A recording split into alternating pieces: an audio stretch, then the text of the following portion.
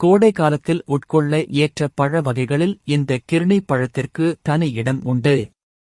இதனை ஜூஸ் செய்து பருகும்போது நமது உடல் வெயிலை தாங்கும் அளவிற்கு குளிர்ச்சியடைந்து உடலில் நீரின் அளவை சமன் செய்து தேவையில்லாத நீரை வெளியேற்றுகிறது. வேறு எந்த பழமும் இதைப்போல வேகமாக உடல் சூட்டை தணிப்பதில்லை. உடல் சூட்டினால் கண் எரிச்சல் மற்றும் கண்ணோய் ஏற்படலாம். இதற்கு தினமும் 2 கிர்னிப்பழம் துண்டுகளை சர்க்கரை சேர்த்து சாப்பிடுங்கள். இதனால் கண்கள் பிரகாசிக்கும். நிக்கோட்டின் பாதிப்பிலிருந்து நுரையீரலை மிக விரைவாக பாதுகாத்து புகைப்பழக்கத்தினை நிறுத்தக்கூடிய அரிய குணம் கொண்டது இந்த பழம். கிர்னி பழத்தை வெட்டிய உடனே சாப்பிட்டுவிட வேண்டும். வெட்டிய பிறகு அப்படியே வைத்துவிட்டால் அதன் ஊட்டச்சத்துக்கள் ஆக்சிஜனிறக்கம் அடைந்துவிடும்.